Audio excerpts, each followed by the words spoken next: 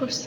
প্রিয় শিক্ষার্থীরা, আজকে আমরা একবীজপত্রী এবং দ্বিবীজপত্রী উদ্ভিদের গোত্র পরিচিতি আমাদের সিলেবাসে বইয়ে যা আছে আলোচনা করব। আমরা প্রথমে একবীজপত্রী উদ্ভিদের গোত্র পরিচিতিটা একটু দেখে। একবীজপত্রী উদ্ভিদটা কি? একবীজপত্রী উদ্ভিদ হচ্ছে যেসব আবৃত বীজ উদ্ভিদের বীজের মধ্যে একটি মাত্র বীজপত্র থাকে তাকে আবৃত একবীজপত্রী উদ্ভিদ বলে। তাহলে যে সমস্ত আবৃত বীজ উদ্ভিদের বীজের মধ্যে একটি মাত্র বীজপত্র থাকে তাকে একবীজপত্রী উদ্ভিদ বলে। একবীজপত্রী উদ্ভিদের বৈশিষ্ট্যগুলো হচ্ছে একটা বীজপত্র থাকবে, এদের সাধারণত অস্থানিক গুচ্ছিত মূল থাকবে, শিরাবিন্যাস সমান্তরাল হবে, এদের পুষ্পগুলো ট্রাইমারাস অর্থাৎ পুষ্পপুটটা তিনটা পুষ্পপুট থাকবে, এ ধরনের ট্রাইমারাস এবং বীজপত্রের অবস্থান শীর্ষক এবং ভ্রূণমুকুলটা পার্শ্বীয় হবে। এখন আসো, এটার যে গোত্রটা তোমাদের সিলেবাস আছে, ঘাস গোত্র, যেটাকে আগে বলা হতো ঘাস গোত্র, এখন বলা হয় পোয়াসিয়া গোত্র। এই পোয়াসিয়া গোত্রটা সাধারণত 500টি গণ এবং পুরো পৃথিবীতে 500টি গণ এবং 8000 প্রজাতি আছে। এর মধ্যে বাংলাদেশে 113টি গণ এবং 285টি প্রজাতি শনাক্ত করা হয়েছে। এখন দেখো, এর শনাক্তকারী বৈশিষ্ট্য, পোয়াসিয়া গোত্রের শনাক্তকারী বৈশিষ্ট্যটা কি? কাণ্ড হচ্ছে নলাকার মধ্যপর্ব ফাঁকা, এটা আমরা সবাই জানি, ধানের ক্ষেত্রে আমরা দেখি। পুষ্পবিন্যাস স্পাইকলের ধরনের, স্পাইক টাইপের পুষ্পবিন্যাসটা, এবং পরাগধানী সর্বমুখ, আর গর্ভাশয়ের এক প্রকোষ্ঠ বিশিষ্ট অমরাবিন্যাস মূলীয় ফল হচ্ছে ক্যারিওপসিস। আমরা গতকাল যেহেতু ফল পড়েছি, ফলের মধ্যে ছিল ধানের ফলটা হচ্ছে ক্যারিওপসিস। আর এখানে পোয়াসিয়া গোত্রে আরও কিছু গুরুত্বপূর্ণ উদ্ভিদ আমরা দেখি। এখানে বাঁশ, ধান, এগুলো দেওয়া হলো। ব্যাম্বুস, তারপর ওরাইজেস, এটা হচ্ছে ধানের বৈজ্ঞানিক নাম। ট্রিটিকাম স্ট্রিবাম হচ্ছে গমের বৈজ্ঞানিক নাম। তবে এখানে পুষ্প সংকেতটা দেওয়া হলো। এখানে পুষ্প সংকেত গতকাল ক্লাস তোমাদেরকে বলছে পুষ্প সংকেত কীভাবে লেখা হয়, এখানে পুষ্প সংকেতটা দেওয়া হয়েছে। এবং ঘাস পরিবারের খাদ্য কণা উৎপাদনকারী উদ্ভিদসমূহকে বলা হয় খাদ্যশস্য। পরীক্ষা আসতে পারে খাদ্যশস্য হচ্ছে ঘাস পরিবার, অর্থাৎ পোয়াসিয়া গোত্রের যে খাদ্যদান উৎপাদনকারী উদ্ভিদসমূহকে বলা হয় খাদ্যশস্য বা সেভিংস বলা হয়। এর অর্থনৈতিক গুরুত্ব প্রধান খাদ্য হিসেবে ব্যবহার করা হয়। মানুষের গৃহপালিত পশু খাদ্য হিসেবে বাঁশের ব্যবহার দোলনা থেকে কম পর্যন্ত আমরা জানি বাঁশের ব্যবহারটা আছে। এবং গৃহনির্মাণ সামগ্রীর যোগান দেয়, মিষ্টি দ্রব্যের যোগান দেয়, যেমন আখ থেকে মিষ্টি দ্রব্য। এই হচ্ছে আমাদের একবীজপত্রী উদ্ভিদের গোত্র পরিচিতি। এবং পোয়াসিয়া গোত্রের বৈশিষ্ট্য একবীজপত্রী উদ্ভিদ কার্যক্রম আমরা জানলাম, অর্থনৈতিক গুরুত্বটা জানলাম, পুষ্প সংখ্যাটা জানলাম। এখন হচ্ছে দ্বিবীজপত্রী উদ্ভিদ। দ্বিবীজপত্রী উদ্ভিদটা হচ্ছে যেই সব আবৃত বীজ উদ্ভিদের বীজের মধ্যে দুইটা বা ততোধিক বীজপত্র, দুইটা বীজপত্র থাকলে, এটা দ্বি মানে দুইটা বীজপত্র থাকে, তাকে বলা হয় দ্বিবীজপত্রী উদ্ভিদ। এখন দ্বিবীজপত্রী উদ্ভিদের বৈশিষ্ট্যটা কি? এক নম্বর বৈশিষ্ট্য হচ্ছে এটা দুইটা বীজপত্র থাকে, মূল প্রধান মূলতন্ত্র গঠন করে, এবং পাতা শিরাবিন্যাস হচ্ছে জালিকাটা। বীজপত্রের অবস্থান পার্শ্বীয়। ওখানে ছিল কি ধরনের বীজপত্রী উদ্ভিদের মধ্যে কি ছিল? এটা হচ্ছে শীর্ষক, এটা হচ্ছে পার্শ্বীয়। আর এখানে পুষ্প হচ্ছে ট্রাইমেরাস বা পেন্টামেরাস। ওখানে পুষ্প 5টিও থাকতে পারে, 3টিও থাকতে পারে। পাঁচকুলার বান্ডেলে এখানে ক্যাম্বিয়াম থাকে দ্বিবীজপত্রী উদ্ভিদ। এবার আসো দ্বিবীজপত্রী উদ্ভিদের গোত্র। তোমাদের সিলেবাসে যেটা আছে তোমাদের প্র্যাকটিক্যালে করতে হবে জবা ফুল। আমরা এখানে এই যে একবীজপত্রী উদ্ভিদের কিছু ঘাস সংগ্রহ করেছি আমাদের ছাত্রছাত্রীরা। এটি হচ্ছে একবীজপত্রী উদ্ভিদের আমরা যে ঘাস গোত্র বলেছি। এই ঘাসটা কি?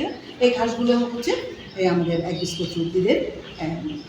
এখান থেকেই ধান, যদিও এখানে ঘাস নিয়ে আমরা সেখানে ধান উৎপাদনের ধান গাছের এই ঘাসগুলি কিন্তু এই ধরনের আমরা দ্বিবীজপত্রী উদ্ভিদের ক্ষেত্রে দেখি। জবা ফুলটা একটু দেখে আমরা এখানে পাতাসহ আছে। জবা ফুলের বিভিন্ন ধরনের আছে, এখানের মধ্যে অনেকগুলো দল আছে, এরকম জবা ফুল আছে। এখানে আছে, এটা হচ্ছে মালবেসি গোত্রের জবা ফুল। জবা ফুল নিয়ে তো তোমাদের করা হবে, প্র্যাকটিক্যালে করানো হবে।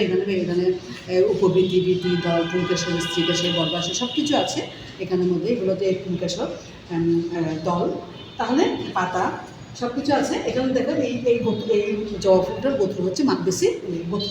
মালবেসি গোত্র হচ্ছে সবচেয়ে উদ্ভিদ জগতের সবচেয়ে বড় গোত্র হচ্ছে মালবেসি গোত্র। এটা 75টি গণ এবং 1500টি প্রজাতি আছে, এবং বাংলাদেশে 14টি গণ এবং 42টি প্রজাতি দেখা যায়। এই মালবেসি গোত্রের শনাক্তকারী বৈশিষ্ট্য কচি অংশ হচ্ছে রোমস অর্থাৎ এগুলো হচ্ছে অনেকটা মিউসিলাস যুক্ত। এটা হচ্ছে মিউসিলাস যুক্ত, এই জন্য এটা বলে মিউসিলাস যুক্ত। এবং এগুলো পাতা হচ্ছে মুক্তপার্শ্বীয়, এবং এই পুষ্প একক উপবৃত্তিযুক্ত। এখানে দেখো এখানে বৃত্তি আছে, বৃত্তির সাথে আবার যুক্ত উপবৃত্তিও আছে। পুষ্প একক উপবৃত্ত ফল হচ্ছে বেলটা টাইপের, এবং এটাকে পুংকাশগুলো হচ্ছে একগুচ্ছক। দেখো পুংকাশগুলো কীভাবে গুচ্ছাকার আছে, একগুচ্ছক। এরা দলমণ্ডল হচ্ছে টুইস্টেড, অর্থাৎ একটার সাথে একটা কি থাকে, যুক্ত হয়ে দেওয়া থাকে এবং অসংখ্য অমরাবিন্যাস হচ্ছে অক্ষীয়, এদের অমরাবিন্যাস। এখন আমরা এই জবা ফুলটা আমার তোমাদের সিলেবাস আছে, আমরা দিয়েছি এখানে। তো অবশ্যই ফুলের বৈজ্ঞানিক নাম হচ্ছে স্কাস রোজা সাইনেন্সিস, এটা একটু জেনে রাখবে। আর মালবেসের বৈশিষ্ট্যগুলো আমরা জানলাম, এটা তোমাদের লাগবে প্র্যাকটিক্যালে। অর্থনৈতিক গুরুত্ব, তাহলে এই মালবেসি গোত্রের উদ্ভিদের অর্থনৈতিক অনেকগুলো উদ্ভিদ আছে, শুধু জবা না, জবা তোমাদের সিলেবাস আছে প্র্যাকটিক্যালের জন্য। অর্থনৈতিক গুরুত্বে বস্ত্রশিল্পে কার্পাস তুলা, কার্পাস তুলা হচ্ছে মালবেসি গোত্রের ব্যবহার করা হয়। ঢেঁড়স একটু উৎকৃষ্ট সবজি, আমরা জানি কর্মের মধ্যে ঢেঁড়স খুব উপকারী। তাহলে জবা ফুল ওষুধ হিসেবে কাজ করা, আমাদের চুলের গ্রোথ করার জন্য এবং বিভিন্ন ঔষধ শিল্পে এই জবা ফুল ব্যবহার করে। ইন্ডিয়ান টিউলিপ যেটা আছে, টিউলিপ ফুলটা হচ্ছে পেন্সিল, খেলনা এবং কৃষিকার কাজের উপকরণ হিসেবে ব্যবহার করা হয়। জবা স্থলপদ্ম ইত্যাদি হচ্ছে বাগানের অলঙ্কৃত উদ্ভিদ। স্থলপদ্ম একটা বাগানের শোভাবর্ধনকারী উদ্ভিদ বলা হয় এবং পূজার উপকরণ হিসেবে এটা কাজে লাগে। এ হচ্ছে আমাদের অর্থনৈতিক গুরুত্ব মালবেসি গোত্রের। এখন তো মালবেসি গোত্রের প্রধান কতগুলো উদ্ভিদের নাম তোমাদের বইও আছে, কারণ তোমরা এই উদ্ভিদগুলো বৈজ্ঞানিক নামগুলো একটু শিখে রাখবে। জবা, ঢেঁড়স, কার্পাস তুলা, পেনাপ, মেস্তা পাট, পাটের জন্য যে চটের ব্যাগটা তৈরি হয় মেস্তা পাট, পেনাপ এগুলো থেকে। তারপর স্থলপদ্ম, মরিচ ফুল, ইন্ডিয়ান টিউলিপ, এগুলো সবগুলো বৈজ্ঞানিক নামগুলো একটু শিখবে। আর মালবেসি এবং আমরা যে দুটা আলোচনা করলাম, একসাথে আলোচনা করার অর্থ হচ্ছে না তোমরা যাতে এগুলো থেকে পার্থক্য বুঝতে পারো। আমরা তাহলে এখানে যে আলোচনা করলাম একবীজপত্রী উদ্ভিদের বৈশিষ্ট্য, দ্বিবীজপত্রী উদ্ভিদের বৈশিষ্ট্য, এই বৈশিষ্ট্যগুলো থেকে আমরা অবশ্যই পার্থক্য বের করতে পারবো। আর তোমরা এখান থেকে আগামী ক্লাসে একবীজপত্রী এবং দ্বিবীজপত্রী উদ্ভিদের মধ্যে 5টা পার্থক্য বের করে নিয়ে আসবে। আর পোয়াসিয়া এবং মালবেসি, ঘাস গোত্র আর হচ্ছে আমাদের এই মালবেসি গোত্র, মালবেসি দুইটা গোত্রের মধ্যে পার্থক্য আমরা করতে পারবো না।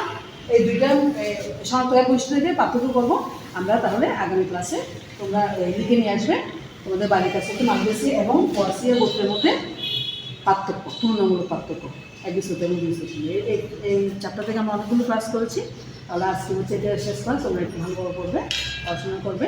নমস্কার।